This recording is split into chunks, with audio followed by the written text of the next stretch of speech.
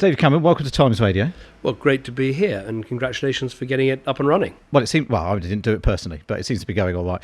The last time we were in this room was almost exactly a year ago. So much has changed since then. Back then, the Prime Minister was being accused of breaking the law in the name of Brexit, and you've had a book out. And now we're back, and the Prime Minister's been accused of trying to break the law in the name of Brexit, and you've got a paperback out. Yeah, well, at least I'm consistent. It's the same book. But I've written a new preface to try and look at some of the issues like how we respond to pandemics, the relationship with China, looking back at Brexit and other things to try and freshen it up. But the book is out and about.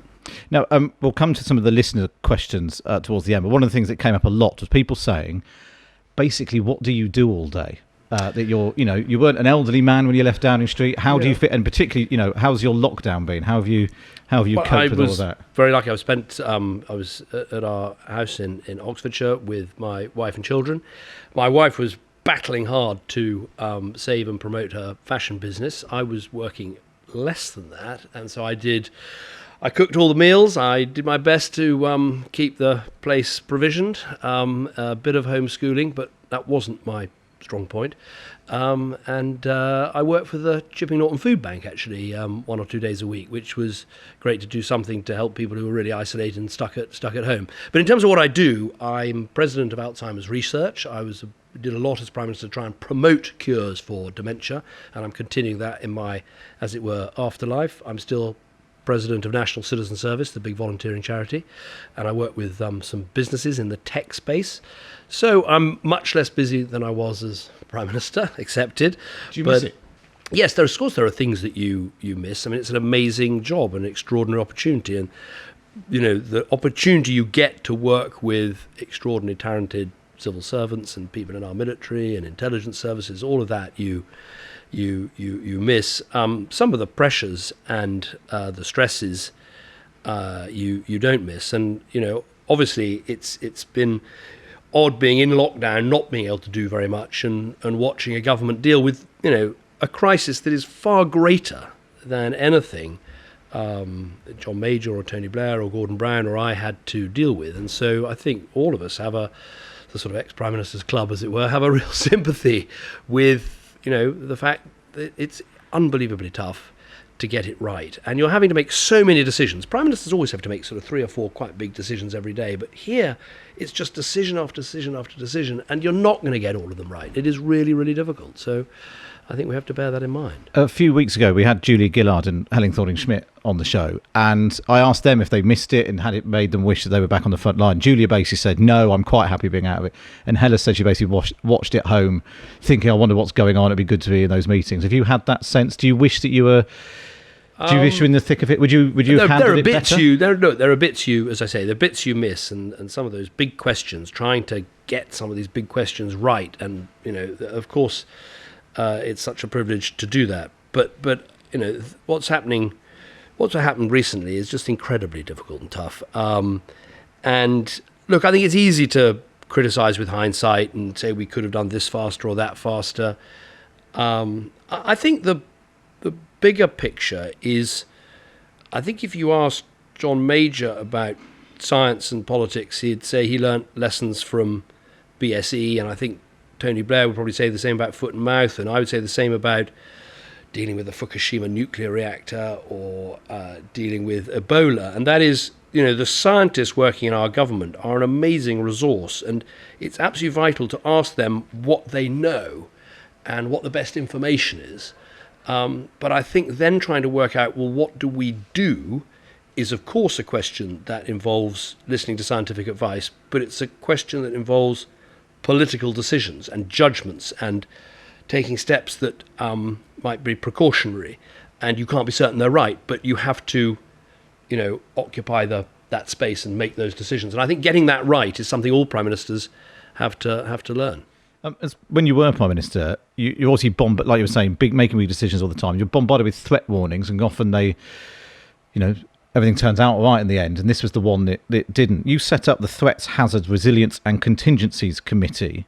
How much time, when you were Prime Minister, given everything else that was going on, did you actually spend thinking about the possibility of a pandemic? Was it ever on your radar? No, it was on the radar. And I think Ebola, which obviously was principally affecting 3 countries in West Africa. Ebola really put it there because there was great worries about how far would it spread, would it come to the UK, should we stop people at airports, should we take temperatures, should we test, all those sorts of questions. And I set up the National Security Council because I could see that so many domestic and foreign and security issues actually, come together as one.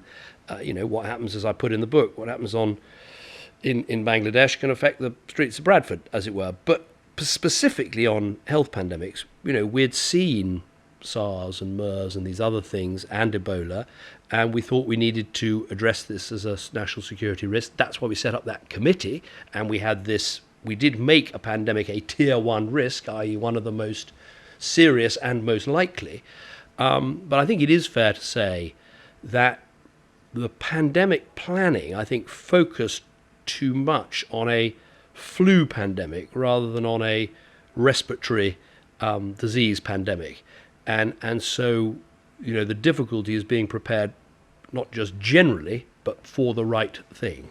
And I think, obviously, better work could have been done there. Given your interest in setting up the National Security Council and everything that followed, you'd have attended those Cobra meetings earlier in the year, wouldn't you? I tended to, with Cobra, which I found incredibly useful. I mean, useful because in the room are all the people you need. You've got the police, the emergency services, the top civil servants, the intelligence organisations, the representatives of the nations of the United Kingdom, etc. And as a way of understanding the situation and then driving the decisions necessary, it's brilliant. I didn't always attend the first Cobra meeting of every emergency, but I always thought you had to get to focus on it quite quickly. It's not because prime ministers are superhuman and only they can take decisions. I mean, lots of people can take decisions, but there's a sort of bias in government against doing something because, of course, doing something involves risks. Taking a decision, doing something different involves risks, and you often find departments are quite defensive about what they're already doing. And I think the job of the Prime Minister in chairing Cobra is to get everyone together, find out the information, and then bang the table and sometimes ask some quite obvious questions. And I sometimes found the answer to the obvious question was the one that elicited the most interesting response. I remember with the migration crisis, do we have CCTV cameras in the Channel Tunnel? Do we have proper fences around the French end of the tunnel? So bog standard obvious questions actually elicited sometimes the answer, no, we haven't. And so I think you've got to get in there quite quickly and try and drive progress. But this is very hard. That sounds like you're saying that Boris Johnson missing 5 Cobra meetings on the pandemic was a mistake. I don't know exactly what the circumstances were, okay. So I'm not passing judgment. I'm just saying I didn't always attend the first one. But you might have been if you wanted to get stuff done, it normally needed, even though I had a brilliant Foreign Secretary in William Hague, a hugely competent Chancellor in George Osborne, there's something about the Prime Minister turning up that helps to drive decision-making and get departments. I often found it was rows between, there was a crisis on the other side of the world, a hurricane in the Philippines, and the aid department and the defence department just weren't working together in the way they should. One should stump up the money and the other one should send the ships. And it was only when you were there eyeballing the chief of the defence staff and say, why the hell isn't this happening, that sometimes these things would take place. You backed Jeremy Hunt to be the Tory leader. Do you think as a former health secretary you'd have handled the pandemic better? I think I actually remained fairly neutral I've tried not to get involved. I think ex-prime ministers have to try and limit their involvement in these things. I think Jeremy is hugely capable. He was a brilliant health secretary when I was prime minister. I think he talks a lot of sense as chairman of the Health Select Committee now. And I hope his talent isn't lost to politics forever, if I can put it that way. You think he should be in the cabinet? Look, it's not for me. I'm not going to go through all 300 MPs. That's right. No, my approach was I like to have I didn't fear the tall poppies. I liked. I mean, Ken Clarke, and I didn't always agree, and often Ken would begin his explanation with why you're wrong by saying what as Ted used to say, and then as Margaret used to say, and by the time you got to me, you felt, okay, this guy's got a lot of experience. But I liked having the big beasts, the Clarks, the Osbornes, the Haigs, George Young, Ian Duncan Smith and the rest of it round the table. And I think everyone has to build their cabinet in their own way. And also we face specific circumstances post the sort of Brexit election where maybe that was more difficult. But I think you want to have the big players around the table. Just staying on coronavirus, obviously your time in office, there were deep cuts to local council budgets and repeated failure. And I know this is a long-term political problem, but repeated failure to do anything about social care. Given what we've now seen in care homes across the country, do you think that the death toll would have been less high if you'd grasped that nettle, which successive prime ministers just haven't done it? Well, first of all, I think the responsible economic policy we had to put in place of getting the nation's finances under control, I think that was the right thing to do. And one of the reasons you have to do it is you've got to make sure that the country has headroom to cope with the next crisis. If your debt GDP ratio hits Italy style levels, then when the next problem hits, you can't act. And I think we did things that meant that we had some headroom to act when the next crisis comes along. On social care specifically, we did fund social care properly. I think mistakes have been made in terms of health and social care and what happened in our care homes. Some of those were not necessarily linked to resourcing, as it were. It was decision-making around who should be put in care homes and how they should be tested and all the rest of it. But do I think we should have done more to try and address that issue of how you effectively pay for social care? Yes. We had a go at it with the cap on costs that you have to pay in your life, and the hope was that would trigger an insurance system where people could pay a small amount to restrict, so they wouldn't even have to pay that much. But it just didn't seem to work, and so we didn't bring the cap in. But obviously the country has to return to this and try and get it right. Obviously, there's been a lot of talk that coronavirus has changed everything. It's obviously changed a lot of what people had assumed, whether it's the jobs that we value, suddenly actually valuing care workers, people who collect our bins, people who make sure there's food on the shelves. That's changed. Also, the fact that people were willing to give up their civil liberties in the short term for the benefit of the nation, that sort of thing. What do you think has changed about society about going forward? Does it mean the country's more open to tax rises? Does it mean that in what way do you think society has changed?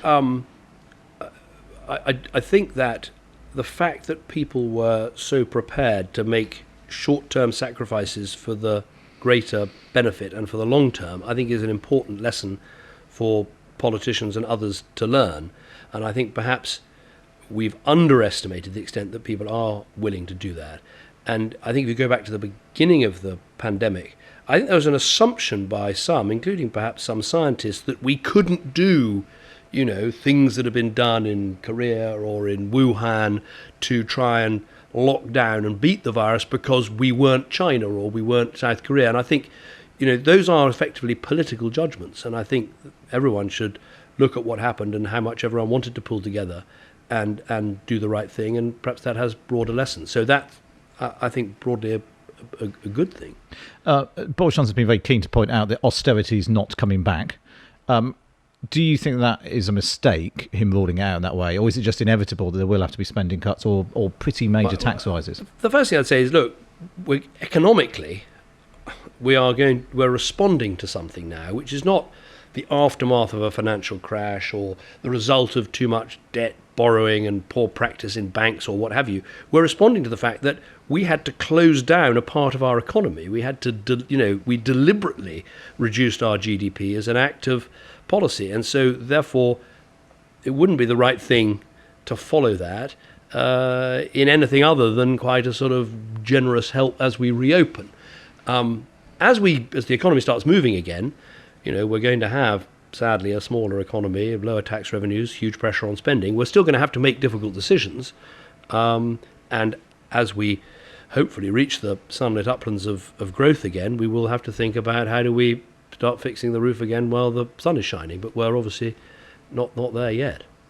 I suppose we ought to talk about Brexit. We must. because it's back in the news again. You write in your new forward about how Brexit has made the Tory party seem less liberal, and you also lament the loss of socially progressive, liberal-minded MPs last year. Also, was it 24 got the whip withdrawn? Do you think if you'd still been an MP last year, you'd have been among those losing the whip? Well, the point I was trying to make is that Brexit doesn't necessarily mean that the Conservative Party is less liberal or less progressive or less open to ideas like equal marriage, which I'm very proud to have introduced. But the point I'm making is it's seen by some as a signal that it's going that way. And so I think the Conservative leadership have to work hard to say, no, we are in favour of Brexit and we are doing that for all the reasons we set out. But that doesn't mean we're suddenly, we're not working harder for an inclusive Britain, for good, harmonious community and race relations. I think you need to work harder on that. It doesn't necessarily that the two follow. But you sound like you're worried that that's not the impression that people have at the moment. I don't think it's what the government thinks. I just think that there are some people who see Brexit as a signal of a less socially inclusive and progressive Conservative Party, and I think the government has to work hard to correct that. But I think they'd like to do that. I think that's who Boris is, very much a one-nation Conservative. He was very supportive of, for instance, equal marriage. I know that he cares passionately about trying to build a country where everyone feels at home. This issue of social cohesion, how you build a country where everyone feels they can get on and everything, I think that's going to become the biggest issue in politics, and we have to start thinking not just what's my health policy, my housing policy, my economic policy, and there's this thing called cohesion. We almost need to flip it on its head and say we want to build a country where everyone feels at home. What follows from that? And I think Boris would buy into that idea. If you'd been in the House of Commons this week, would you have voted for a bill which a cabinet minister says breaks international law?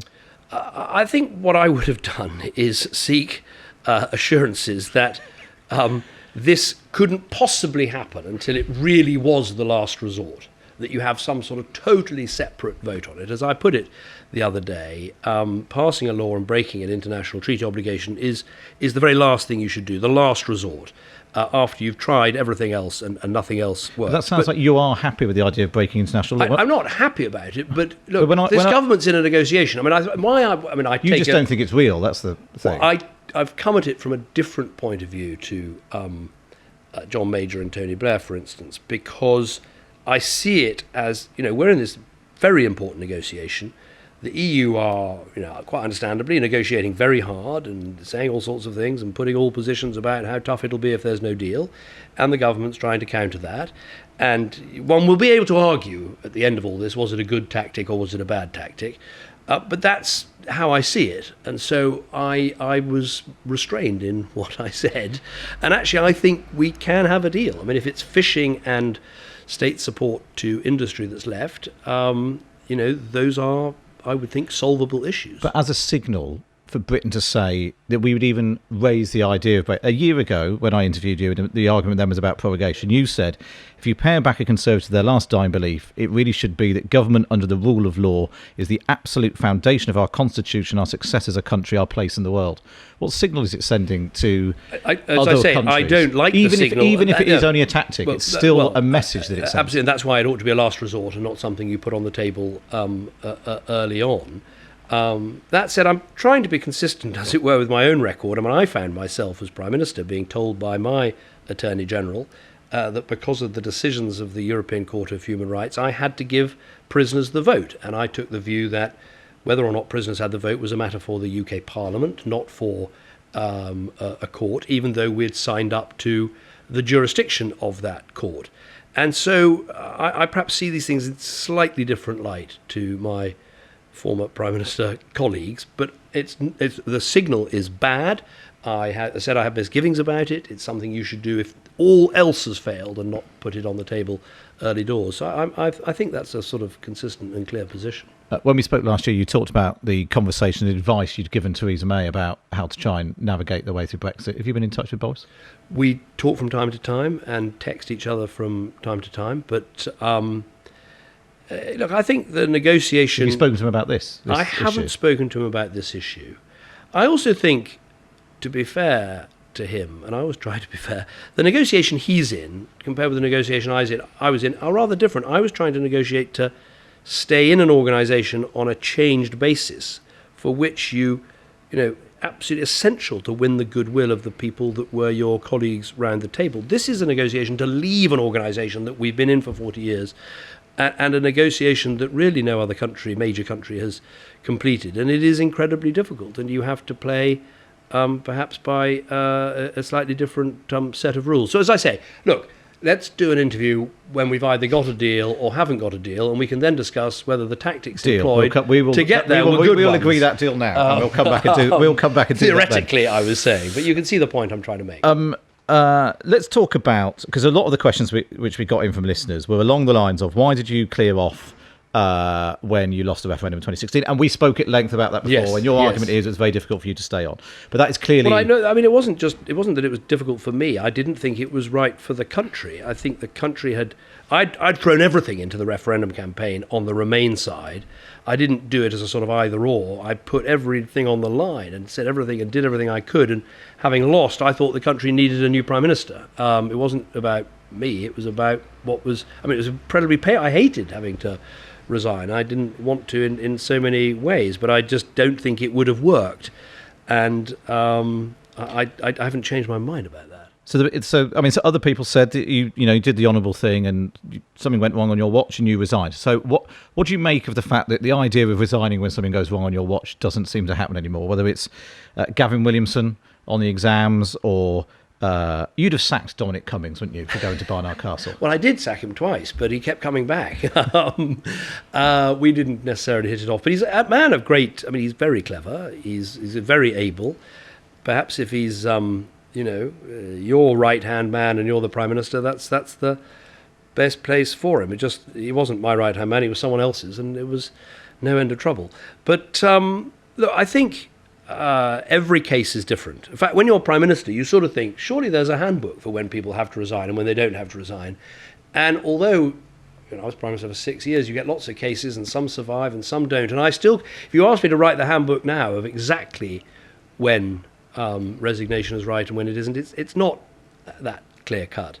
Often the right thing, if you take the Gavin Williamson example, it seems to me every bit of the United Kingdom made the same wrong decision. The SNP government in Scotland... England were just doing it on a week-long lag, seeing what was going wrong in Scotland. But still, it's interesting, confronted with the question, what do we do about exam results now we've cancelled exams? Governments of totally different persuasions, Labour in Wales, DUP in Northern Ireland, SNP in Scotland, Conservative in England, all came to, what turned out to be very much the wrong decision. And so would it have really helped if Gavin Williamson had resigned, or was it better for him to try and fix the problem and sort it out? I think probably the latter. Well, given that you've raised Scotland and devolution, how is it that 6 years after your once-in-a-generation referendum, support for independence is now higher than it's ever been, and it's almost inevitable now, isn't it?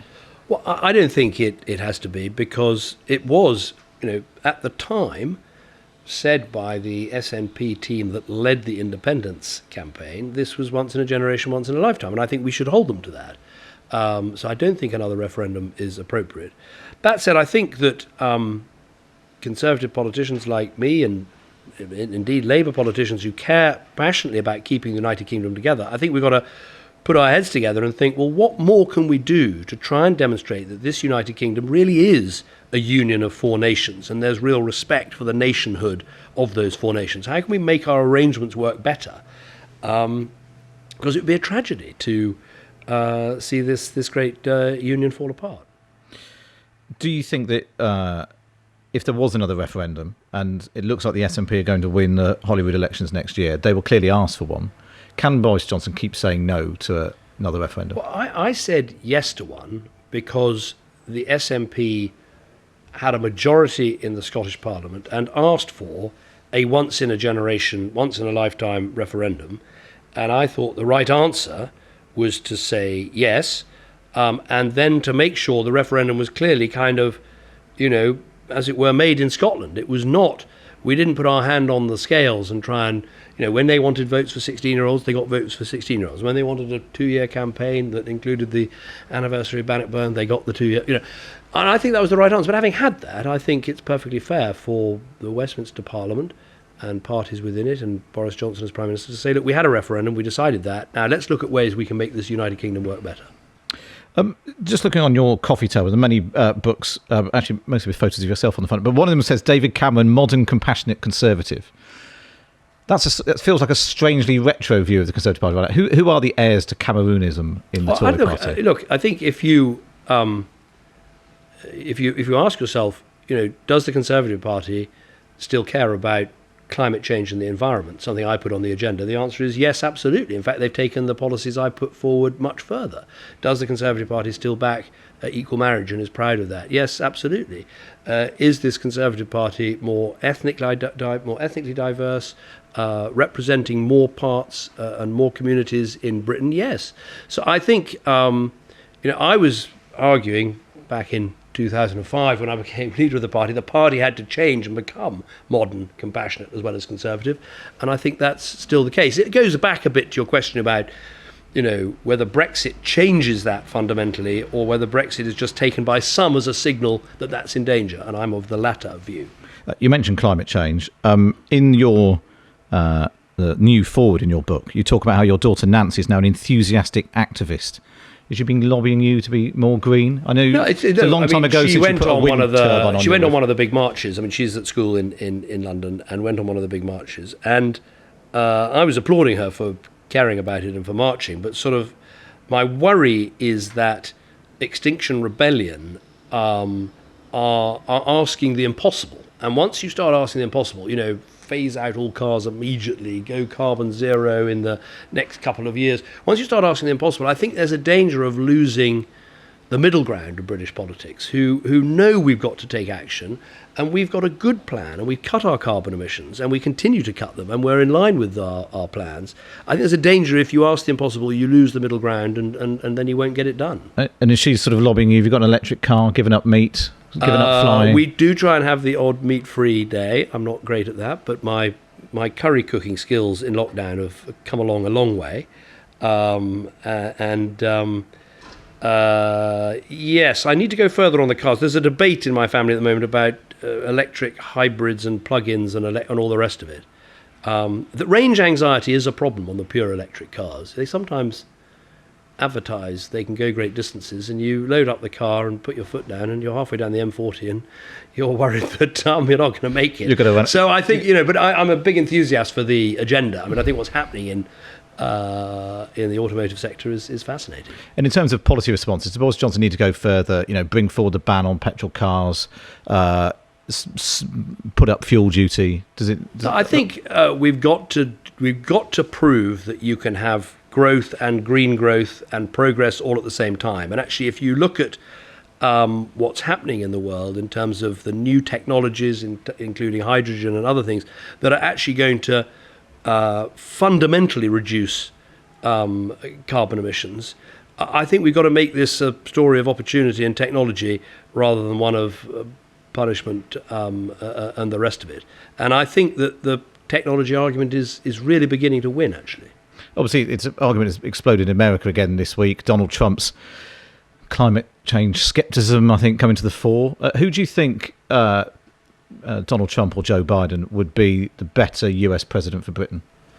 I think on all the kind of, as it were, international issues that we are, if you want to see global action on climate change, if you want to see action to continue to deal with the scourge of global poverty, if you want to see a promotion of trade and anti-protectionism, I mean, it's hard to argue that Donald Trump is good for those things. But I'm not going to get involved in the US election. But as I try and say in the book, I profoundly believe that we need that international collaboration to cope with these big problems, whether it's terrorism or climate change or global poverty or whatever. And an America that withdraws from those things makes it far more difficult to achieve any of them. So whoever it is, we need engagement. But I think, to be fair to Trump, on some of these agendas, there's a little kernel of truth in what he's saying. NATO, for instance, it is true that Europe has free-rided on American expenditure for too long, and Trump was right to highlight that. So I know Trump drives everyone mad, and he certainly drives me mad a lot of the time. You've got to deal with the causes of Trump rather than just the consequences. Okay, can we just do some questions from listeners? Perfect. In no particular order then, Julie says, you once said you wanted to be PM because you thought you'd be good at it. Do you think you were good at it? I don't think I ever actually said that. Oh, that's a shame. In a interview with Charles Moore, and I think he put it in, but I don't think I ever actually said it. No, I wanted to be Prime Minister because I wanted to do things for the country. And in the end, were you any good at it? Well, it's for others to judge, and that's why I've written a very long book and now done a paperback trying to... I mean, look, it's not how I got everything right. It's got lots of mea culpas and admissions of shortcomings and failings and the rest, but the biggest task we had was to turn around an economy that was deeply in debt with a massive deficit and high unemployment and not enough growth, and at the end of 6 years, we were the fastest growing country in the G7. The deficit was right down. We created 2 million jobs. There were 1 million more businesses in Britain, and we were attracting investment from all over the world. So the major task we had, the economic turnaround we had, I will always believe was successful. It's very impressive. After 4 years, you've still got that sort of stump speech to had. Steve says, how upset are you that Boris got a bigger majority than you did? I was delighted because, no, genuinely, look, I governed with a coalition. I governed with a small majority.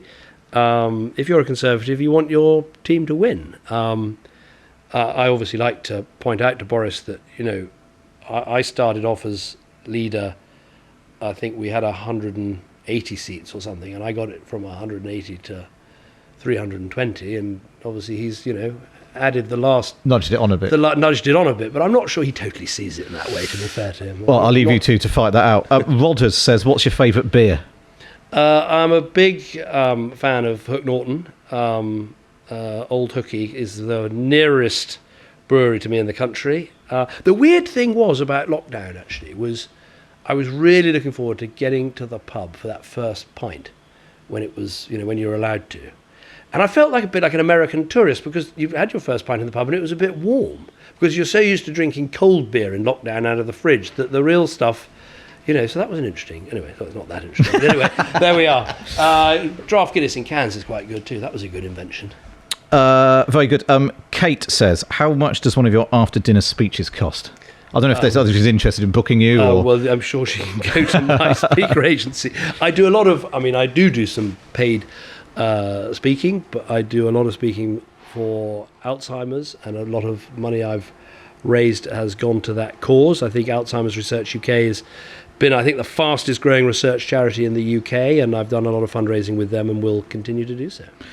Alexander says, given you had plenty of time on your hands, why didn't you roll up your sleeves and build your own shed instead of spending £25,000 on one? Well, I did build a chicken shed in lockdown, and I think the chickens will back me up that it's not as good as one built by an expert. Very good, very good. On a sort of partly similar theme about where you reside, Ryan says, personal question, how is family life out of the political goldfish bowl? It's good because I've got 2 teenage children and a 10-year-old, and as I say, I wasn't much good at the homeschooling, but I've definitely got better at the cooking and the cleaning and the sorting out stuff and all those family logistics. Because having a you've become more family, domesticated. You're just more domesticated at trying to. So breakfast in the Cameron household is a lot more. Well, when I'm involved, more professional than it used to be when I was involved, if I can put it that way. Obviously, we've learned quite a bit about your domestic arrangements in the last few days. Mike in Cornwall says, and we had quite a lot on this subject, I have to say, it's probably the single most asked question, is Sasha Swire still on your Christmas card list? I think I stopped sending Christmas cards, actually, but maybe I'll start again this year. Just to not send her one? No. Look, of course, it's kind of... it's embarrassing when you have things you say in private and do in private sort of splashed all over the place, and of course you'd rather that didn't happen. But I suppose the truth is that if you want respect for your privacy and people not questioning your character and private life and all the rest of it, then politics probably isn't the career for you. So I think you've got to take the rough with the smooth. Did you actually say what she says you said about her perfume and taking her into the bushes? I don't recall that conversation. But look, if someone wrote down all the all your banter in private over the years, you probably might be a few bits and pieces. Luckily, right. Luckily, I'm never going to be Prime Minister. It's not going to be an issue. Final question, because this is something we did on the show the other day, and it ended it spectacularly with Jeremy Corbyn winning. But who do you think is the best Prime Minister we never had? It's a difficult one, that. I think I would go actually with William Hague, because of our generation. He was the most brilliant speaker, leader, thinker, is still all those things, and very inspiring. And maybe he was unlucky that he became Tory leader very young and against an opponent, Tony Blair, who at that stage seemed unbeatable. But I was so lucky to get him back into frontline politics and being my foreign secretary. And he was a wonderful colleague, a great guide and mentor, and a thoroughly nice man. Well, Sacha Swire will be absolutely furious that you didn't suggest that Hugo Swire is the best Prime Minister we've never had. But anyway, David Cameron, thanks so much for joining us on Times Radio. My pleasure. Thanks for having me.